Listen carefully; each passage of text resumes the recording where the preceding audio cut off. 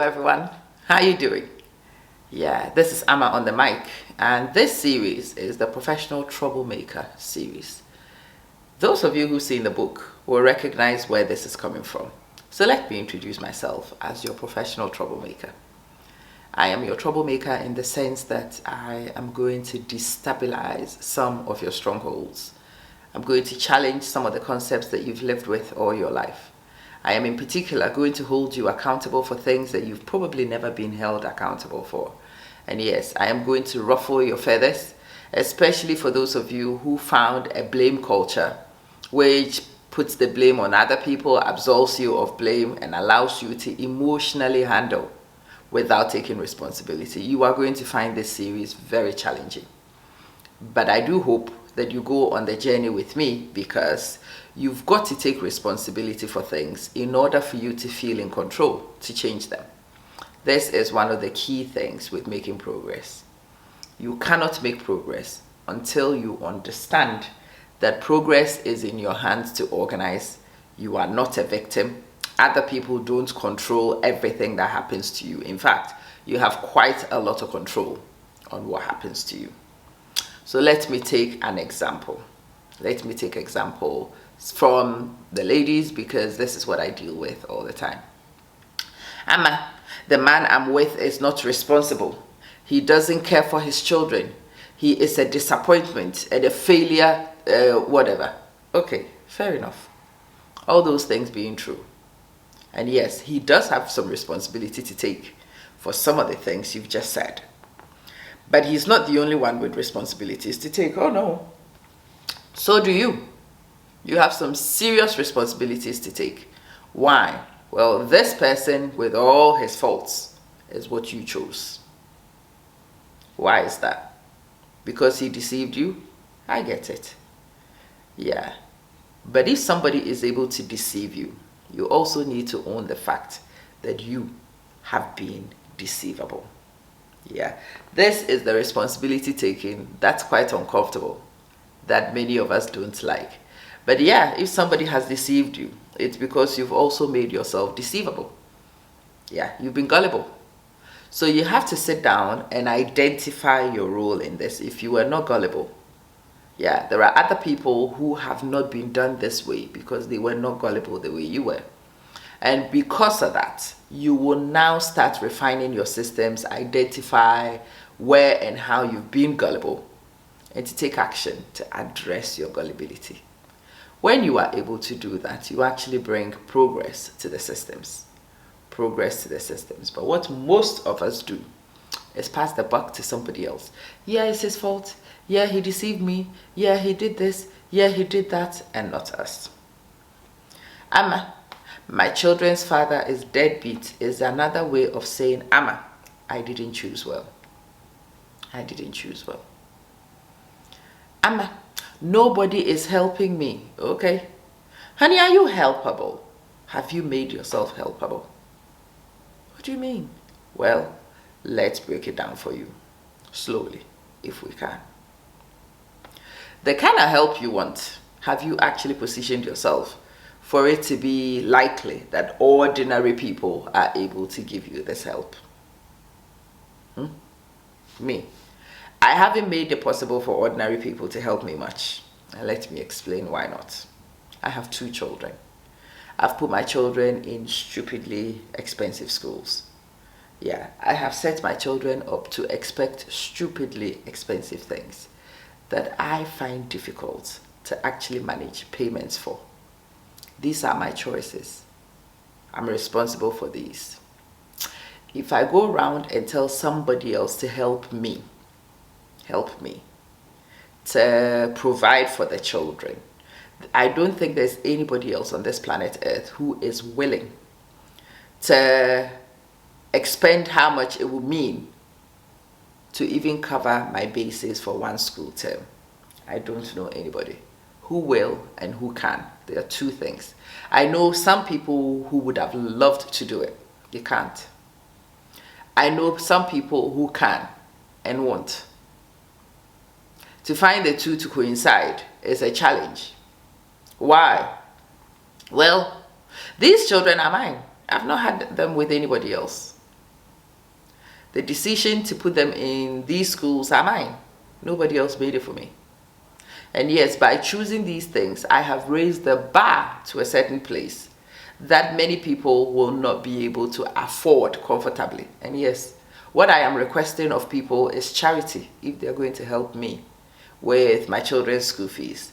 And yes, charity must be affordable. And no, the charity I need will not be affordable to most people. No, people cannot comfortably give what I am looking for. And so I have to reconcile myself to the fact that I have not made myself helpable. No, I've made myself out of the league of a lot of people. They can't help me.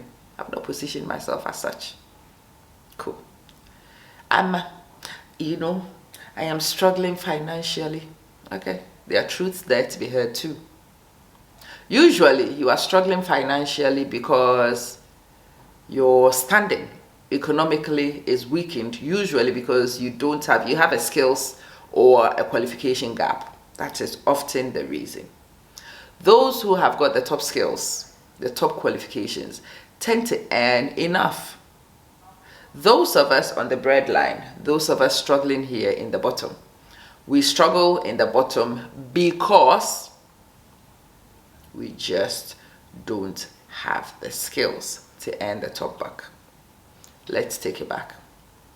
Amma, yeah, I didn't get the opportunity to study those things. Are you sure? You grew up in the West or whatever country. Most countries have had a compulsory basic education policy for a long time. And now many schools have up to 16 and further compulsory education. Good. You were in school like the rest of them, right? Cool. But you were in school and spending your time playing whilst other people were trying to learn and progress. That's a responsibility you need to take too. Yes, you dropped out of school at 16 whilst other people carried on. It is a responsibility you must take. Why did you drop out of school? Oh, because you were going to have a baby. Right. Those are choices that you make. I know the baby was unplanned. Yes, it wasn't your intention. But there were some activities that preceded having the baby that were actually conscious choices. You must own this one. Stop always dwelling on the fact that you didn't plan the child. I know you didn't plan it, but you planned the action which resulted in the child, or at least you should have planned it. And so you need to actually own the fact that where you find yourself right now is a construct of your choices. Not necessarily because somebody is restricting your opportunities. This is something I am saying out loud as a black person. This is something I am saying out loud as a woman. This is something I'm saying out loud, especially now. I am living as an expat somewhere else. It is so easy for you to find reasons why you don't get opportunities. And yes, legitimately, some of those reasons exist. But I have also discovered, even as the same black woman that I am, when I have raised the bar of excellence to places that people cannot compete with me, I am still able to outcompete. And no, I force people to give me the opportunities that I deserve. Now that's the thing. People might not be convinced to give you things willingly. No, why should they?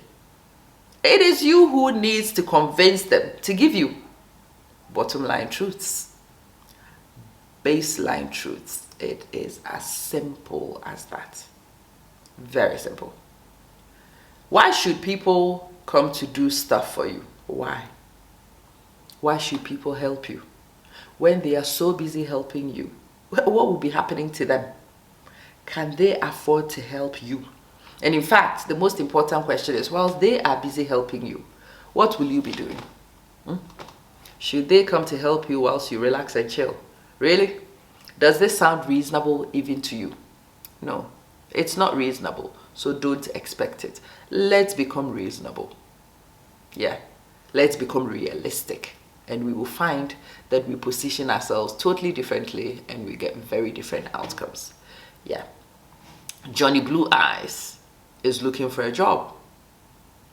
Annie Blue Eyes is offering a job.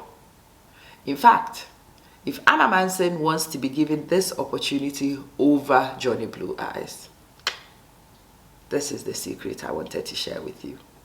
It is my responsibility to outcompete. Yeah. And no, it is the same principle even for 4 or 5 Johnny Blue Eyes. Yes. We only see the difficulties sometimes because of the differences. But even 3 or 4 Johnny Blue Eyes who are looking for the same job from Annie Blue Eyes, or I'm a brown eyes and I'm trying to employ different brown-eyed people. Yeah, the one who's going to get the job is the one who outcompetes the other people. Outcompetes. The one who shows themselves distinct from the rest. Distinct from the rest. The one who brings a little bit more value to the table. More value to the table. The one who shows an extra effort or zeal. But you must outcompete. You must outcompete from a particular level. You must outcompete for particular reasons. Hopefully, what I'm saying with you mixes your head up. But I hope you also understand that it is the choices you make ultimately which land you where you end up. And the realization that you are the chief architect of what happens empowers you to take action, to redeem positions. I have found myself in many positions in this life. I have cried many a cry because it was not fair, because it was not just, because it was not this, because it was not that. And I enjoyed many years as a victim, but nothing changes when you adopt the victim position. Nothing changes. Because you see, these other people, they don't have time for you. They are busy with their own lives. They are getting on with it for themselves. They don't have time for you as much as you think they do. And because these people are the ones you have left your change, you've left them responsible for your change agenda. You've left them responsible for decisions about you. You've left them in charge of your life whilst you continue to enjoy the blame culture. Well, they are busy, baby. They don't have time for you. What does that mean for you? Is that you will sit and wait for a long time and nothing will change. And when nothing changes, you will be back here complaining and you catch yourself in this catch-22, which spirals out of control and leads you down very, very dark alleyways to places where you don't want to be. You see, the real secret to being able to change is taking responsibility for the things that got you here in the first place. Own it. Own it. Yes, other people do have a part in it, but look for the parts that you own. That is what gives you power. When you know what you own, you at least know what you can change. And if you change those things, you give yourself a chance for the whole outcome to change somehow. Sometimes it might be small bite-sized changes, but at least something changes, and so there is a chance that your outcome could be different. Hopefully, this very simple illustration makes it understandable. You are in control of your life, regardless of how you've seen it in the past. Other people are not really out to get you. They don't have time for you most of the time. And even if they are out to get you, you must stand and wait for them to get you before they can. Catch me if you can is the game, honey. Catch me if you can. If you can catch me, then let's go. That's the name of the game. And in fact, when you adopt this game, a lot of things change. A lot of things change. What I have discussed with you today is a simple way to understand the victim mentality that most of us adopt. And hopefully, one that starts you off on the journey to transform your thinking from the victim's position into a position of control, where you are responsible for making choices that can and will transform your life. I do pray that you come to this realization and you are brave enough to commence the journey to change your thinking from the victim's positioning to a person in control.